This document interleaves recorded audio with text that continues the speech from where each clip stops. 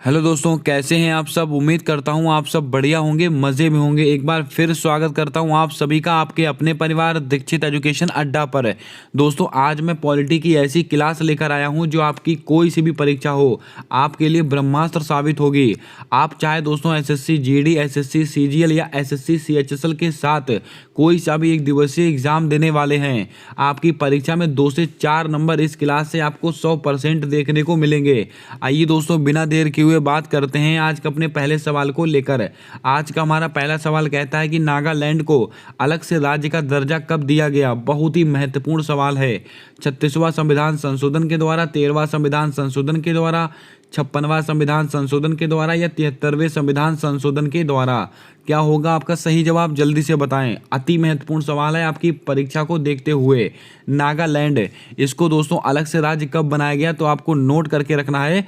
इसको दोस्तों 13वें संविधान संशोधन के द्वारा बनाया गया। आपका ऑप्शन नंबर बी बिल्कुल राइट जवाब होगा। अब दोस्तों 13वां संविधान संशोधन हुआ कब था, इसकी डेट भी मैंने यहाँ पर नोट की हुई है। इसको भी आप ध्यान में रखेंगे। इन सारे सवालों का आप वन लाइनर नोट्स के रूप में लिखते चलें।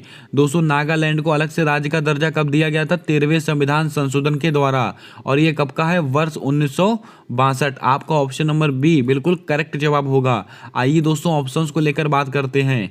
36वां संविधान संशोधन, दोस्तों आपको बता दें सिक्किम। कौन दोस्तों, सिक्किम। अगर आपसे कहा जाए कि सिक्किम को अलग से राज्य का दर्जा कब दिया गया, 36वें संविधान संशोधन के द्वारा। और 36वां संविधान संशोधन हुआ कब था, 1975 को हुआ था। अगर दोस्तों आपसे कहा जाए कि गोवा, अगर आपसे कहा जाए कि गोवा को अलग से राज्य का दर्जा कब दिया गया था, ये 56वें संविधान संशोधन के द्वारा दिया गया था। और 56वां संविधान संशोधन हुआ कब था, ये वर्ष 1987 को हुआ था। इसको आप ध्यान में रखें। दोस्तों आपको बता दें 1961 में, कब, 1961 में हमारे भारत देश ने गोवा को पुर्तगाल से आज़ाद कराया था। किससे, पुर्तगाल से। तो आपसे प्रश्न पूछा जा सकता है कि गोवा किसका उपनिवेश था, गोवा पुर्तगाल का उपनिवेश था। इतनी चीज़ें आपको यहाँ से नोट करके रखनी है। आइए दोस्तों बढ़ते हैं अपने अगले प्रश्न की तरफ। दोस्तों आज का हमारा अगला सवाल कहता है कि भारत की राजभाषा हिंदी होगी, ये किस अनुच्छेद से संबंधित है। अनुच्छेद 324, अनुच्छेद 343, अनुच्छेद 243, अनुच्छेद 263। क्या होगा आपका सही जवाब, जल्दी से बताएं। एकदम लल्लन टॉप प्रश्न है, आपकी परीक्षा में कई बार ये सवाल आपसे पूछा गया है। दोस्तों भारत की राजभाषा हिंदी होगी, ये किस अनुच्छेद से संबंधित है, तो आपको नोट करके रखना है। ये अनुच्छेद 343 से संबंधित है। आपका ऑप्शन नंबर बी बिल्कुल करेक्ट जवाब होगा। इसके ऊपर आप स्टार लगाकर इसको नोट करें। कई बार परीक्षा में ये सवाल आपसे पूछा गया है।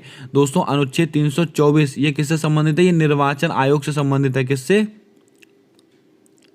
निर्वाचन आयोग। दोस्तों निर्वाचन आयोग से संबंधित है। कौन सा दोस्तों, तो आपको नोट करके रखना है अनुच्छेद 324। और वर्तमान में दोस्तों हमारे मुख्य चुनाव आयुक्त कौन है, राजीव कुमार जी हैं। पूरी जानकारी दोस्तों आपको होनी चाहिए। कौन है, राजीव कुमार जी हैं। इसको आप नोट करके रखें। अब दोस्तों आप कमेंट कर कर बताएं भारत के पहले मुख्य चुनाव आयुक्त कौन थे। दोस्तों पुरुष वाला आपको बताना है, महिला वाला मैं आपको बता रहा हूं। महिला कौन थी दोस्तों, रमा देवी। कौन थी दोस्तों, रमा देवी। दोस्तों पुरुष में कौन थे, इसका जवाब आपको कमेंट में छाप कर बताना है। उम्मीद करता हूं आपने सारे सवालों को यहां से अच्छे से नोट कर लिया होगा। दोस्तों यहीं पर आप एक सवाल नोट कीजिएगा। आपसे अगर पूछा जाए कि विश्व हिंदी सम्मेलन, ध्यान से सुनिएगा दोस्तों, विश्व हिंदी सम्मेलन इसका दोस्तों आयोजन पहली बार कब हुआ था, तो आपको नोट करके रखना है 10 जनवरी 1975 को हुआ था। इसीलिए दोस्तों 10 जनवरी को क्या मनाया जाता है, विश्व हिंदी दिवस मनाया जाता है। और इस बार हिंदी सम्मेलन दोस्तों कहाँ पर होगा, तो आपको ध्यान में रखना है ये फिजी के अंदर होने वाला है। ये जानकारी भी आपको नोट करनी है। आइए बढ़ते हैं आज अपने अगले प्रश्न की ओर। भाइयों बहनों आज का हमारा अगला सवाल कहता है कि भूमि सुधार से संबंधित अनुसूची है। अनुसूची 1, अनुसूची 2, अनुसूची 3, अनुसूची 9। क्या होगा आपका सही जवाब, जल्दी से बताएं। दोस्तों यहाँ पर मैं आपको कुछ महत्वपूर्ण अनुसूचियां नोट कराने वाला हूं। सारी अनुसूचियां आपको नोट करनी है। दोस्तों भूमि सुधार से संबंधित अनुसूची कौन सी है, तो आपको ध्यान में रखना है ये अनुसूची 9 में है। आपका ऑप्शन नंबर डी बिल्कुल राइट जवाब होगा। इसके ऊपर आप स्टार लगाकर इसको नोट करें। आइए दोस्तों कुछ और बातें करते हैं। अनुसूची 1 में क्या है, तो आप कहेंगे राज्य और यूटी से संबंधित है। किससे, अनुसूची 1 किससे संबंधित है, राज्य प्लस यूटी से संबंधित है अनुसूची 1। अनुसूची 2, इसमें दोस्तों क्या है, वेतन भत्ते हैं, वेतन भत्ते। अगर आपसे कहा जाए वेतन भत्ते और पेंशन, ये दोस्तों किसके अंदर है, ये अनुसूची 2 के अंदर है। अब दोस्तों अनुसूची 3, इसके अंदर दोस्तों शपथ का उल्लेख है। अनुसूची 3 में क्या है, शपथ। अब दोस्तों अगर आपसे कहा जाए कि अनुसूची 4, इसमें क्या है, राज्यसभा की सीटों का आवंटन, राज्यसभा की सीटों का उल्लेख है किसके अंदर, अनुसूची 4 में। दोस्तों अनुसूची 5 में क्या है, जल्दी से कमेंट कर कर छाप कर बताएं। और अनुसूची 6, इसके अंदर दोस्तों 4 राज्यों का उल्लेख किया गया है। कौन कौन से, तो आपको ध्यान में रखना है, असम, दोस्तों असम, त्रिपुरा, मिजोरम और मेघालय, इन 4 राज्यों का उल्लेख किसके अंदर है, अनुसूची 6 के अंदर है। दोस्तों अनुसूची 8 के अंदर क्या है, ये भाषाओं से संबंधित है। और अनुसूची 9 क्या है, ये दोस्तों हमारा भूमि सुधार से संबंधित है। और अनुसूची 10 में क्या है, ये दल बदल से संबंधित है। और दोस्तों अनुसूची 11 में क्या है, ये पंचायत से संबंधित है। और दोस्तों अनुसूची 12 में क्या है, ये नगरीय निकाय से संबंधित है। इतनी जानकारी दोस्तों अनुसूचियों से आपको होनी चाहिए। उम्मीद करता हूँ आपने यहाँ से सारी अनुसूचियों को अच्छे से नोट कर लिया होगा। आइए दोस्तों बढ़ते हैं अपने अगले प्रश्न की ओर। दोस्तों आज का हमारा अगला सवाल कहता है कि सिंधी भाषा को कब संविधान में जोड़ा गया। अति महत्वपूर्ण सवाल और आपकी परीक्षा में छपने वाला सवाल। 21वें संविधान संशोधन के द्वारा, 71वें संविधान संशोधन के द्वारा, 92वें संविधान संशोधन के द्वारा या 97वें संविधान संशोधन के द्वारा। क्या होगा आपका सही जवाब, जल्दी से बताएं। हमारा दोस्तों सवाल है कि सिंधी भाषा को संविधान में कब जोड़ा गया, तो आपको नोट करके रखना है, ये 21वें संविधान संशोधन के द्वारा जोड़ा गया था। भाई बहनों आपको बता दें हमारे मूल संविधान में कुल कितनी भाषाएं थी, कुल दोस्तों 8 भाषाएं थी। कितनी, 8 भाषाएं थी। दोस्तों जो 9वीं भाषा है सिंधी, इसको कब जोड़ा गया, ये 21वें संविधान संशोधन के द्वारा जोड़ा गया था। इतनी बात आपको ध्यान में रखनी है। दोस्तों यहाँ पर एक ऑप्शन में देके रखा हुआ 71वां संविधान संशोधन, ये बहुत ही महत्वपूर्ण संविधान संशोधन है। दोस्तों इसके बारे में हम भी आगे चर्चा करने वाले हैं। आइए दोस्तों बढ़ते हैं अपने अगले प्रश्न की ओर। दोस्तों आज का हमारा अगला सवाल कहता है कि वोट डालने की उम्र 21 से 18 वर्ष कब की गई थी। 71वें संविधान संशोधन के द्वारा, 61वें संविधान संशोधन के द्वारा, 91वें संविधान संशोधन के द्वारा या 97वें संविधान संशोधन के द्वारा। क्या होगा आपका सही जवाब, जल्दी से बताएं। दोस्तों आप सब जानते हैं कि वोट डालने की उम्र दोस्तों 21 से 18 वर्ष किस संविधान संशोधन के द्वारा की गई थी, तो आपको नोट करके रखना है, ये 61वें संविधान संशोधन के द्वारा की गई थी। इसमें दोस्तों ऐसा बोला गया है कि जो वोट डालने की उम्र है वो अब 21 वर्ष से 18 वर्ष की जाएगी। आप सब जानते हैं कि वर्तमान में हम 18 वर्ष में वोट डाल सकते हैं। दोस्तों अगर आपसे कहा जाए कि पंचायत का चुनाव लड़ने के लिए कितनी उम्र होनी चाहिए, कम से कम ये 21 वर्ष होनी चाहिए। इसको भी आप थोड़ा ध्यान में रखेंगे। आइए दोस्तों बढ़ते हैं अपने अगले प्रश्न की ओर। दोस्तों आज का हमारा अगला सवाल कहता है कि मंत्रिपरिषद के आकार से संबंधित संविधान संशोधन है। 42वां संविधान संशोधन, 73वां संविधान संशोधन, 91वां संविधान संशोधन या 92वां संविधान संशोधन। क्या होगा आपका सही जवाब, जल्दी से बताएं। दोस्तों मंत्रिपरिषद का आकार कैसा होगा, ये कौन सा संविधान संशोधन बताता है, तो मैंने आपको बता रखा है, ये दोस्तों 91वां संविधान संशोधन बताता है। दोस्तों आपको बता दें लोकसभा में कुल दोस्तों कितने मंत्री बन सकते हैं, ये 15% मंत्री बन सकते हैं। लेकिन दिल्ली के अंदर दोस्तों कितने बन सकते हैं, 10%। इतनी चीज़ें आपको ध्यान में रखनी है। उम्मीद करता हूँ आपने यहाँ से सारे सवालों को नोट किया होगा। आइए बढ़ते हैं अपने अगले प्रश्न की ओर। दोस्तों आज का हमारा अगला सवाल कहता है कि सुप्रीम कोर्ट से संबंधित अनुच्छेद कौन सा है। ये सवाल बहुत ही महत्वपूर्ण है दोस्तों, इसके ऊपर आप स्टार लगाकर रखिएगा। एसएससी सीजीएल की दोस्तों दिसंबर की परीक्षा में पूछा गया सवाल है, सुप्रीम कोर्ट से संबंधित अनुच्छेद कौन सा है, तो आपको ध्यान में रखना है। ये दोस्तों अनुच्छेद 124 है। आपका ऑप्शन नंबर सी बिल्कुल सही जवाब होगा। दोस्तों यहाँ बात करते हैं अनुच्छेद 32 को लेकर। अगर आपसे कहा जाए कि सुप्रीम कोर्ट, दोस्तों जो सुप्रीम कोर्ट है वो 5 प्रकार की रिट जारी करता है। किस अनुच्छेद के तहत, ये अनुच्छेद 32 के तहत है।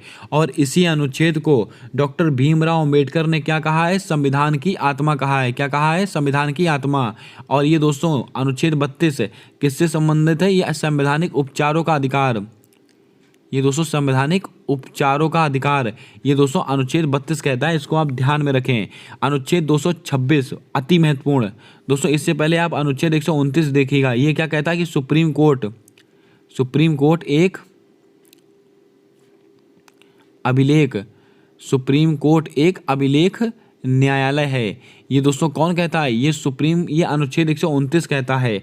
उम्मीद करता हूँ आपने सारे सवालों को यहाँ से नोट कर लिया होगा। अब दोस्तों आप कमेंट कर बताएं वर्तमान समय में हमारे मुख्य न्यायाधीश कौन है। इसका जवाब आपको कमेंट में छाप कर बताना है। यहाँ पर दोस्तों दे के रखा हुआ है अनुच्छेद 226। ये दोस्तों किससे संबंधित है? तो आपको नोट करके रखना है, ये संबंधित है हाई कोर्ट से। अगर आपसे कहा जाए कि हाई कोर्ट 6 प्रकार की रिट जारी करता है, कितने प्रकार की? 6 प्रकार की रिट जारी करता है। किस अनुच्छेद के तहत? ये दोस्तों अनुच्छेद 226 के तहत। और हाई कोर्ट इसका दोस्तों उल्लेख कौन से अनुच्छेद में है? तो आप कहेंगे 214 में। अनुच्छेद 214 में किसका उल्लेख है? हाई कोर्ट का। और अनुच्छेद 215 में क्या है कि हाई कोर्ट एक अभिलेख न्यायालय है। इतनी चीज़ें आपको ध्यान में रखनी है।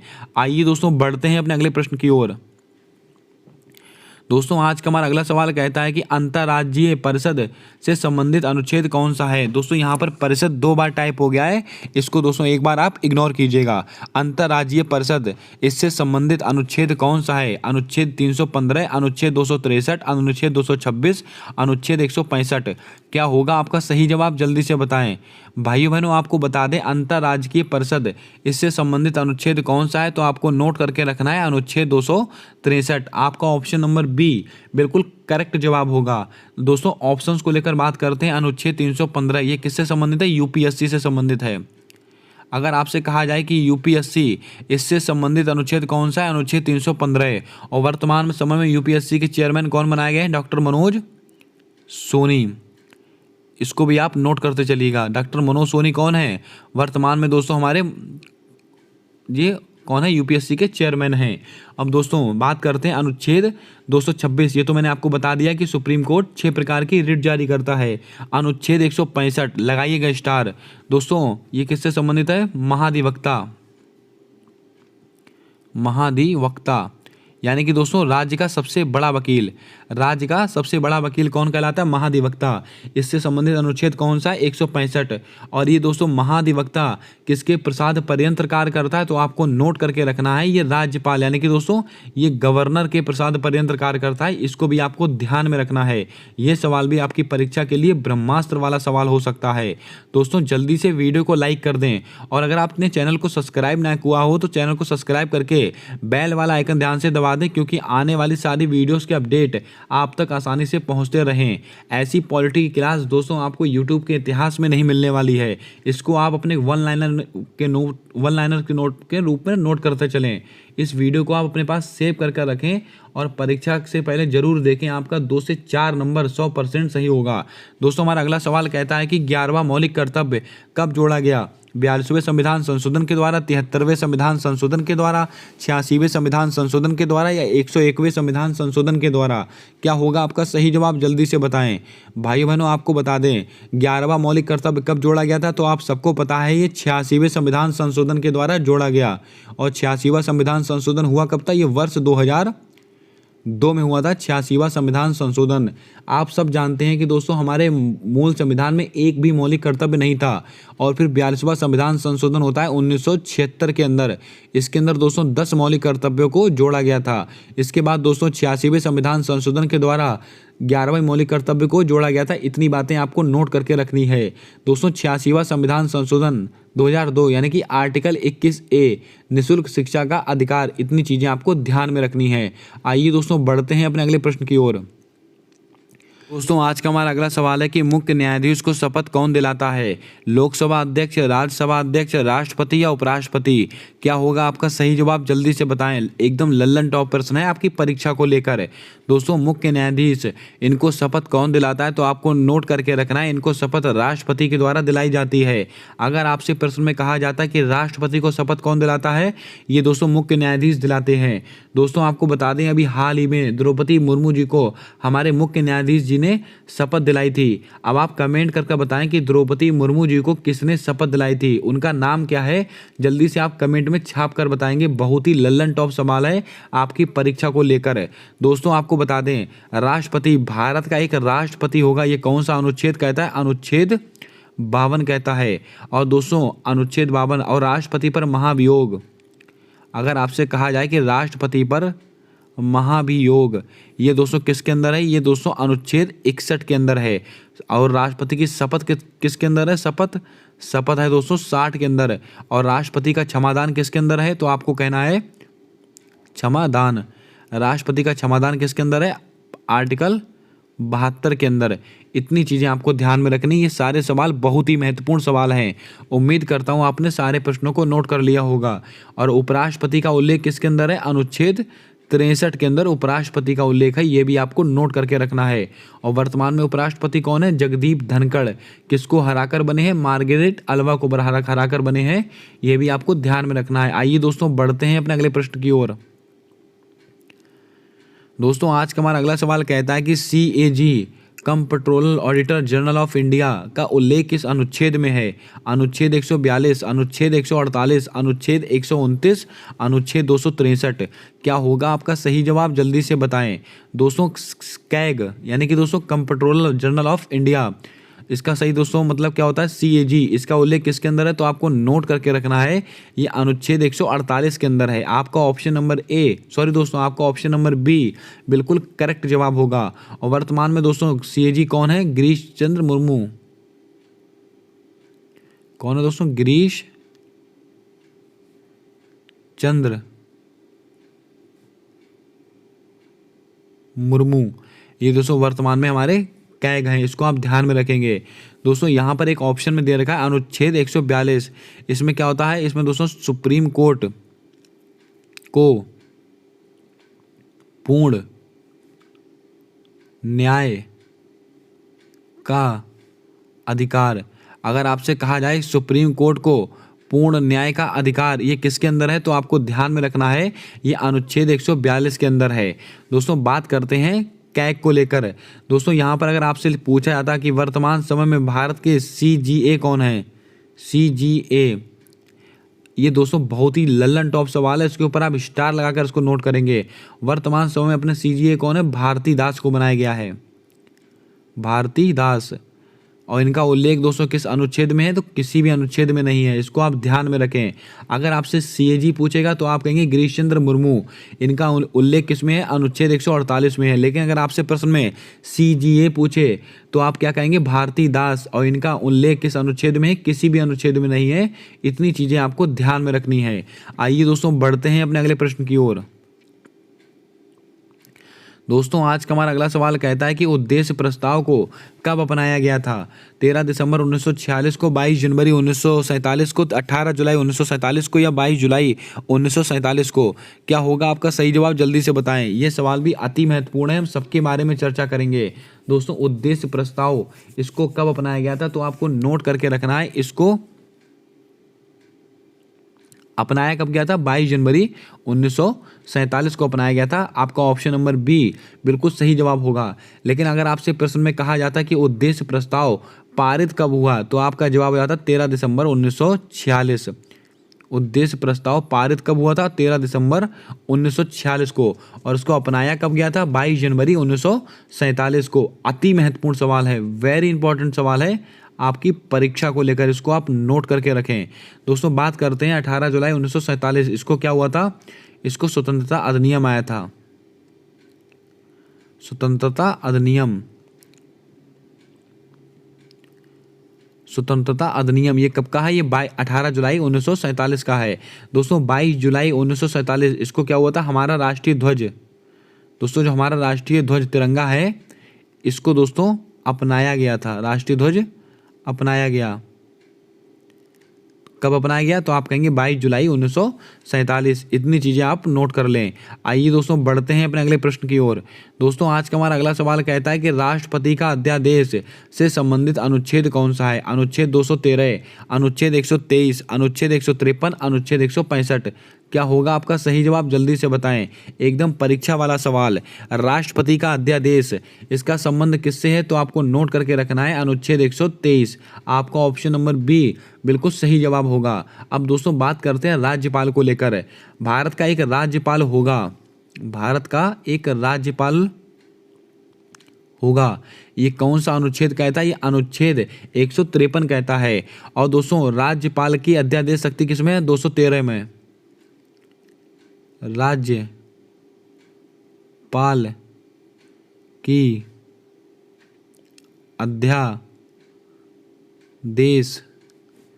की शक्ति। दोस्तों राज्यपाल की अध्यादेश की शक्ति किसके अंदर है? अनुच्छेद 213 के अंदर है। और दोस्तों भारत का एक राज्यपाल होगा अनुच्छेद 153। दोस्तों राज्यपाल की क्षमादान की शक्ति किसके अंदर है? अनुच्छेद 161 के अंदर है। दोस्तों जितने सवाल मैं यहाँ पर बोल रहा हूँ उतने सवाल आपकी कॉपी में नोट होने चाहिए, फिर आप किसी भी एग्जाम में बैठ जाएं, सीधा दोस्तों आपकी परीक्षा में सवाल आएगा, एक सवाल आपका गलत नहीं होने वाला है। दोस्तों यहाँ पर मैंने आपको जितने सवाल बन सकते थे मैंने सारे के सारे नोट करा दिए। अनुच्छेद 165 मैंने आपको क्या बताया था? ये महाधिवक्ता होता है राज्य का सबसे बड़ा वकील, और एक किसके प्रसाद पर्यंत कार्य करता है? ये राज्यपाल के प्रसाद पर्यंत कार्य करता है, ये भी मैंने आपको बता दिया है। आइए दोस्तों बढ़ते हैं अपने अगले प्रश्न की ओर। दोस्तों आज का हमारा अगला सवाल कहता है कि संचित निधि का उल्लेख किस अनुच्छेद में है? अनुच्छेद 266, अनुच्छेद 267, अनुच्छेद 165, अनुच्छेद 226। क्या होगा आपका सही जवाब? जल्दी से बताएं। संचित निधि, इसका उल्लेख किसके अंदर है? तो आप सब जानते हैं कि इसका उल्लेख है अनुच्छेद 266 के अंदर। आपका ऑप्शन नंबर ए बिल्कुल करेक्ट जवाब होगा। इसके ऊपर आप स्टार लगाकर इसको नोट करें। अगर आपसे कहा जाता है कि आकस्मिक निधि किसका दोस्तों?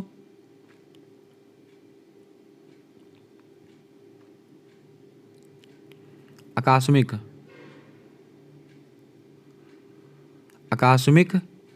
निधि, इसका दोस्तों उल्लेख किसके अंदर है? तो आप कहेंगे अनुच्छेद 263 के अंदर। दोस्तों इसमें आपात के समय राष्ट्रपति इसका उपयोग कर सकता है। किसका दोस्तों? आकस्मिक निधि का। और संचित निधि दोस्तों ये किसमें है? ये अनुच्छेद 266 में है, इसको आप ध्यान में रखें। आइए दोस्तों बढ़ते हैं अपने अगले प्रश्न की ओर। दोस्तों आज का हमारा अगला सवाल कहता है कि संयुक्त राष्ट्र संघ की स्थापना कब हुई थी? 16 अक्टूबर 1945, 24 अक्टूबर 1945, 1 जनवरी 1995, 15 अगस्त 1969। क्या होगा आपका सही जवाब? जल्दी से बताएं। ये सवाल दोस्तों थोड़ा पॉलिटी से अलग है, लेकिन दोस्तों इसको आप यहीं पर नोट करेंगे। संयुक्त राष्ट्र संघ, इसका दोस्तों मुख्यालय कहाँ पर स्थित है? न्यूयॉर्क में स्थित है। और इसकी स्थापना कब हुई है? 24 अक्टूबर 1945। आपका ऑप्शन नंबर बी बिल्कुल करेक्ट जवाब होगा। इसका मुख्यालय कहाँ पर है? न्यूयॉर्क में। इसका मुख्यालय दोस्तों न्यूयॉर्क में स्थित है, इसको आपको ध्यान में रखना है। अब दोस्तों कमेंट में छाप कर बताइएगा कि संयुक्त राष्ट्र संघ में कितने मेंबर हैं। इसका जवाब आपको कमेंट कर कर बताना है। ये सवाल दोस्तों 2 से 3 दिन पहले मैंने आपको बताया भी था। 16 अक्टूबर 1945 FAO फूड एंड ऑर्गेनाइजेशन, इसका दोस्तों स्थापना कब हुई है? 16 अक्टूबर को हुई है। इसीलिए दोस्तों राष्ट्रीय खाद्य दिवस कब मनाया था? 16 अक्टूबर को मनाया था, आप सबको पता है। 1 जनवरी 1995 में किसकी स्थापना हुई है? WTO यानी कि विश्व व्यापार संगठन को इसकी स्थापना हुई है। और इसका मुख्यालय कहाँ पर स्थित है? जिनेवा में। जिनेवा में दोस्तों WTO का मुख्यालय स्थित है। 15 अगस्त 1969 को दोस्तों इसरो की स्थापना हुई है, और इसका मुख्यालय कहाँ पर स्थित है? बेंगलुरु में स्थित है। और इसके हेड कौन है? सोमनाथ जी हैं, इसको भी आपको ध्यान में रखना है। आइए दोस्तों बढ़ते हैं अपने अगले प्रश्न की ओर। दोस्तों आज का हमारा अगला सवाल कहता है कि स्त्री व पुरुष दोनों को समान कार्य के लिए समान वेतन, ये दोस्तों किस अनुच्छेद से संबंधित है? अनुच्छेद 39A, अनुच्छेद 39D, अनुच्छेद 32, अनुच्छेद 14। क्या होगा आपका सही जवाब? जल्दी से बताएं। स्त्री और पुरुष दोनों को समान कार्य के लिए समान वेतन मिलना चाहिए, ये किस अनुच्छेद से संबंधित है? ये अनुच्छेद 39D से संबंधित है। आपका ऑप्शन नंबर बी बिल्कुल सही जवाब होगा। भाई बहनों आपको बता दें, अभी हाल ही में BCCI ने ऐसा फैसला किया है कि स्त्री और पुरुष को एक समान मैच के लिए एक समान फीस दी जाएगी। इसीलिए दोस्तों ये परीक्षा में आपके बनने वाला सवाल हो सकता है। दोस्तों 39A इसमें क्या है? तो आपको कहना है विधिक सहायता। क्या है दोस्तों? विधिक सहायता।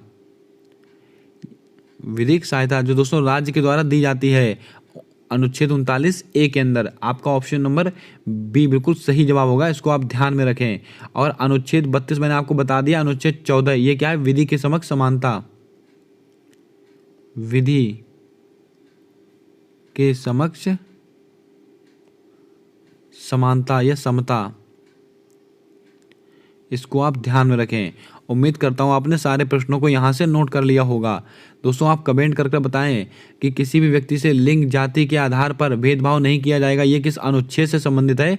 इसका जवाब कमेंट बॉक्स में छाप कर बताइएगा। हमारा आज का अगला सवाल कहता है कि 102वां संविधान संशोधन किससे संबंधित है? राष्ट्रीय अनुसूचित जाति से, पिछड़ा वर्ग आयोग से, राष्ट्रीय अनुसूचित जनजाति से या आर्थिक रूप से पिछड़े वर्ग से? क्या होगा आपका सही जवाब? जल्दी से बताएं, एकदम लल्लन टॉप वाला सवाल है। दोस्तों 102वां संविधान संशोधन ये किससे संबंधित है? तो आपको नोट करके रखना है, ये राष्ट्रीय पिछड़ा वर्ग आयोग। आपका ऑप्शन नंबर बी बिल्कुल सही जवाब होगा, यानी कि ओबीसी। ये दोस्तों ओबीसी से संबंधित है। इतने सवाल आपको नोट करके रखना है। और दोस्तों अगर आपसे कहा जाए राष्ट्रीय अनुसूचित आर्थिक रूप से पिछड़ा वर्ग यानी कि ईडब्ल्यूएस, ये दोस्तों किससे संबंधित है? 103वां संविधान संशोधन। और दोस्तों राष्ट्रीय अनुसूचित जाति और जनजाति यानी कि एससी एसटी, ये किससे संबंधित है? 104वां संविधान संशोधन। इतनी चीजें आपको नोट करके रखनी है।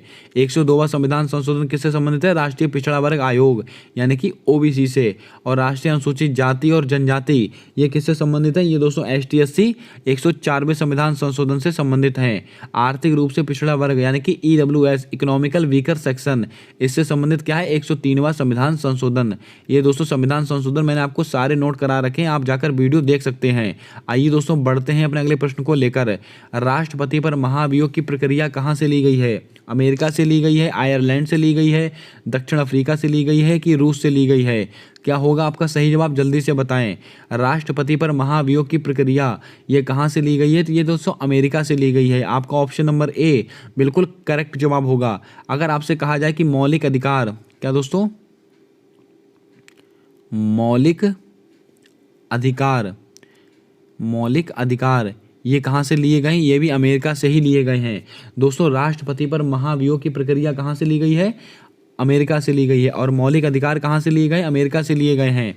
दोस्तों अगर आपसे कहा जाए आयरलैंड, डीपीएसपी, ये दोस्तों कहाँ से लिए गए? आयरलैंड से। दक्षिण अफ्रीका से दोस्तों क्या लिए गए? मौलिक कर्तव्य, सॉरी दोस्तों संविधान संशोधन।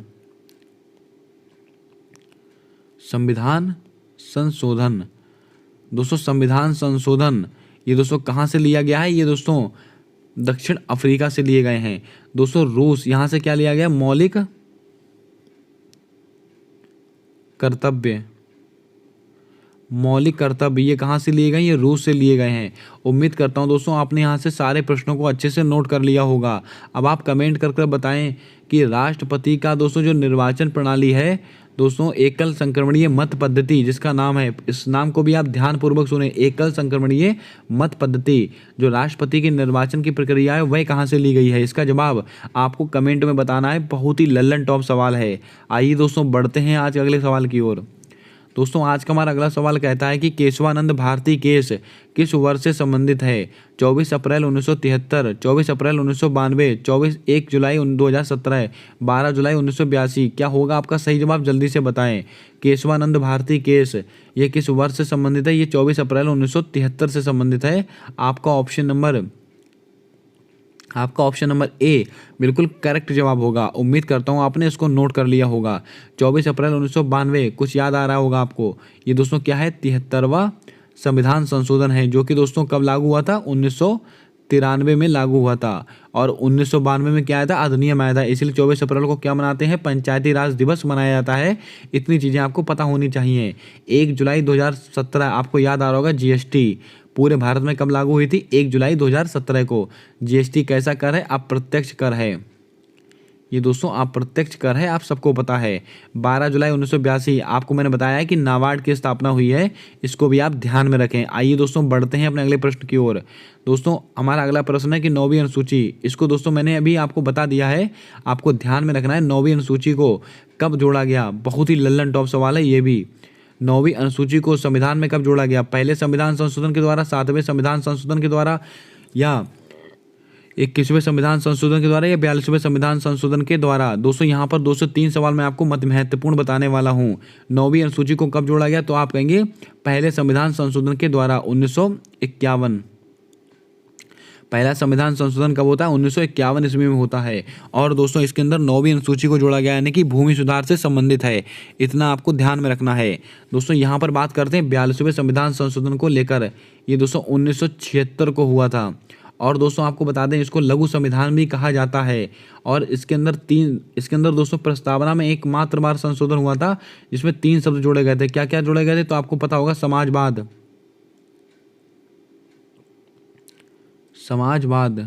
पंथ निरपेक्ष और अखंडता। ये दोस्तों 3 शब्द जोड़े गए थे 42वें संविधान संशोधन के द्वारा। इसको आप ध्यान में रखें। और दोस्तों आपको बता दें इसी के अंदर शिक्षा, वन्यजीव, माप तौल, इन सबको दोस्तों समवर्ती सूची में भी डाला गया था। इसको भी आपको ध्यान में रखना है। आइए दोस्तों बढ़ते हैं अपने अगले प्रश्न को लेकर। दोस्तों आज का हमारा अगला सवाल कहता है कि राष्ट्रपति के चुनाव में विवाद से संबंधित अनुच्छेद कौन सा है? अनुच्छेद 52, अनुच्छेद 53, अनुच्छेद 71, अनुच्छेद 72। क्या होगा आपका सही जवाब? जल्दी से बताएं। एकदम लल्लन टॉप प्रश्न है आपकी परीक्षा को लेकर। राष्ट्रपति में चुनाव के विवाद से संबंधित अनुच्छेद कौन सा है? तो आपको नोट करके रखना है। ये दोस्तों अनुच्छेद 71 है। कौन सा? अनुच्छेद 71। आपका ऑप्शन नंबर सी बिल्कुल करेक्ट जवाब होगा। अगर दोस्तों राष्ट्रपति के चुनाव में कोई भी विवाद होता है तो उसका निपटारा सुप्रीम कोर्ट के द्वारा किया जाएगा। ये कौन सा अनुच्छेद कहता है? ये अनुच्छेद 71 कहता है। इसको आप ध्यान में रखें। दोस्तों यहाँ पर कुछ चीज़ें आपके लिए महत्वपूर्ण हो सकती हैं। अगर आपसे कहा जाए कि 72वां, अगर दोस्तों आपसे कहा जाए 71वां संविधान संशोधन, दोस्तों 71वां संविधान संशोधन, इसके अंदर क्या हुआ था? नमक, यानी कि दोस्तों नेपाली, मणिपुरी, कोंकणी, इन 3 भाषाओं को हमारे संविधान में जोड़ा गया था। कौन कौन सी? नेपाली, मणिपुरी और कोंकणी। दोस्तों इन 3 भाषाओं को हमारे संविधान में कब जोड़ा गया था? ये 71वें संविधान संशोधन के द्वारा जोड़ा गया था। और दोस्तों आपको मैंने भी बताया था कि 21वें संविधान संशोधन के द्वारा जो हमारी 15वीं भाषा है सिंधी, उसको जोड़ा गया था। और उसके बाद 71वां संविधान संशोधन होता है, उसके द्वारा 3 भाषाओं को जोड़ा गया था, नेपाली, मणिपुरी और कोंकणी। इसको भी आप ध्यान में रखें। आइए बढ़ते हैं अपने अगले प्रश्न की ओर। दोस्तों राज्यसभा का मेंबर बनने के लिए कितनी आयु होनी चाहिए? ये ऐसा सवाल है जो बार बार परीक्षाओं में रिपीट होता है। दोस्तों आपको बता दें राज्यसभा का मेंबर बनने के लिए कितनी आयु होनी चाहिए? तो आपको नोट करके रखना है। इसके लिए आपकी आयु 30 वर्ष होनी चाहिए। आपका ऑप्शन नंबर सी बिल्कुल करेक्ट जवाब होगा। आइए दोस्तों ऑप्शंस को लेकर बातें करते हैं। अगर आपको लोकसभा का अध्यक्ष बनना है, किसका? लोकसभा का मेंबर बनने के लिए या आपको प्रधानमंत्री बनना है? प्रधानमंत्री। अगर आपको दोस्तों प्रधानमंत्री बनना है या लोकसभा का मेंबर बनना है तो आपकी उम्र 25 वर्ष होनी चाहिए। अगर आपको राज्यसभा का मेंबर बनना है तो आपकी उम्र 30 वर्ष होनी चाहिए। अगर आपको दोस्तों राष्ट्रपति बनना है, राष्ट्रपति, उपराष्ट्रपति या राज्यपाल, अगर आपको इनमें से कोई भी चीज़ बनना है तो आपकी उम्र कितनी होनी चाहिए? लगभग 35 वर्ष।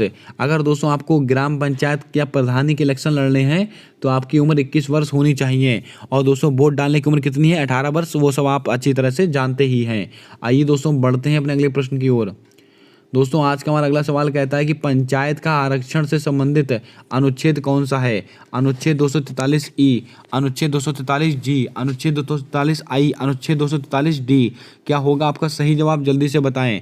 दोस्तों आपको बता दें पंचायत, इसका आरक्षण किस में संबंधित है? तो आपको नोट करके रखना है। ये अनुच्छेद 243D के अंदर है। आपका ऑप्शन नंबर डी बिल्कुल करेक्ट जवाब होगा। आइए दोस्तों ऑप्शंस को लेकर बात करते हैं। अगर आपसे कहा जाए कि पंचायत, दोस्तों पंचायत का वित्त यानी कि पंचायत की इनकम, इससे संबंधित कौन है? ये अनुच्छेद 243I। ये दोस्तों वित्त से संबंधित है, यानी पंचायत की इनकम से संबंधित है। दोस्तों आई फॉर इनकम, इसको आप ऐसे भी याद कर सकते हैं। दोस्तों अगर पंचायत की शक्ति, अगर आपसे कहा जाए कि पंचायत की शक्ति ये किसके अंदर है? अनुच्छेद 243G के अंदर है। इसको भी आप थोड़ा ध्यान में रखें। ये भी सवाल आपसे परीक्षा में पूछे जा सकते हैं। आइए दोस्तों बढ़ते हैं आप आज के अगले प्रश्न की ओर। दोस्तों आज का हमारा अगला सवाल कहता है कि भारत का राष्ट्रीय चिन्ह कब अपनाया गया था? 29 अगस्त 1947 को, 13 दिसंबर 1946 को, 18 जुलाई 1947 को या 26 जनवरी 1950 को? क्या होगा आपका सही जवाब, जल्दी से बताएं।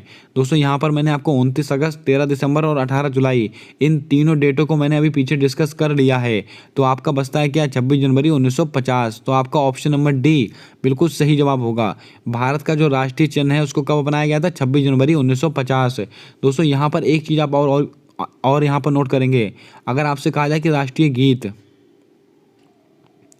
भारत का राष्ट्रीय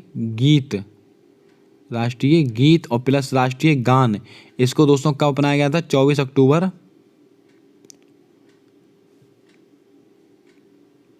1950। इसको भी आप थोड़ा ध्यान में रखेंगे। दोस्तों यहाँ पर 24 जनवरी होगा, 24 जनवरी।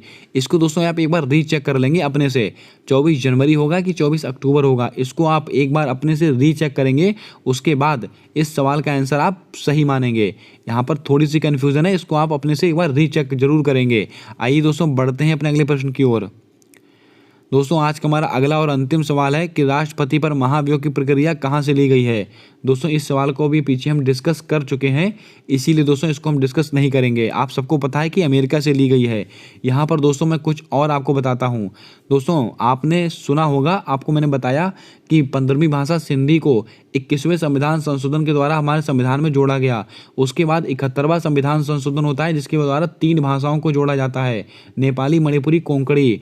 दोस्तों उसके बाद होता है 92वां संविधान संशोधन। कौन सा दोस्तों? 92वां संविधान संशोधन। दोस्तों जो 92वां संविधान संशोधन होता है इसके द्वारा हमारे संविधान में 4 भाषाओं को जोड़ा जाता है। कौन कौन सी? बोडो, डोगरी, मैथिली और संथाली। ये दोस्तों 4 भाषाओं को कब जोड़ा गया था? तो आपको ध्यान में रखना है ये 92वें संविधान संशोधन के द्वारा जोड़ा गया। दोस्तों एक चीज़ और छूटती है, 76वां संविधान संशोधन। दोस्तों अनुच्छेद 76 ये दोस्तों किससे संबंधित है? ये महान्यायवादी से संबंधित है, महान्यायवादी। दोस्तों महान्यायवादी से संबंधित कौन है? तो आपको कहना है ये अनुच्छेद 76 है। और दोस्तों वर्तमान समय में अपने महान्यायवादी कौन है? आर वेंकट रमणी। बहुत ही महत्वपूर्ण सवाल है ये, आर वेंकट रमणी। ये दोस्तों वर्तमान समय में अपने महान्यायवादी हैं। और दोस्तों महान्यायवादी जो केंद्र सरकार का सबसे बड़ा वकील होता है, और ये किसके प्रसाद पर्यंत कार्य करता है? ये राष्ट्रपति के प्रसाद पर्यंत कार्य करता है। मैंने दोस्तों आपको महाधिवक्ता बताया था अनुच्छेद 165, वो किसके प्रसाद पर्यंत कार्य करता है? वो राज्यपाल के प्रसाद पर्यंत कार्य करता है। लेकिन दोस्तों जो महान्यायवादी होता है वो किसके प्रसाद पर्यंत कार्य करेगा? राष्ट्रपति के। और इसका अनुच्छेद कौन सा होता है? अनुच्छेद 76। और दोस्तों वर्तमान में अपने महान्यायवादी कौन है? आर वेंकट रमणी। और दोस्तों पहले महान्यायवादी कौन थे? इसका जवाब आपको कमेंट में छाप कर बताना है। तो दोस्तों आप कमेंट पर बताएं कैसी लगी आज की आपको क्लास। अगर आपको क्लास पसंद आई हो तो जल्दी से वीडियो को लाइक कर दें, और आप चैनल पर अगर आप नए हैं तो चैनल को सब्सक्राइब करके बेल वाला आइकन ध्यान से दबा लें, क्योंकि दोस्तों आने वाली सारी वीडियोस के अपडेट आप तक आसानी से पहुंचते रहें। मिलते हैं आने वाली अगली वीडियो में, तब तक के लिए जय हिंद, जय भारत। दोस्तों अपना सपोर्ट, अपना प्रेम हमारे यूट्यूब चैनल के साथ हमेशा यूं ही बना कर रखें।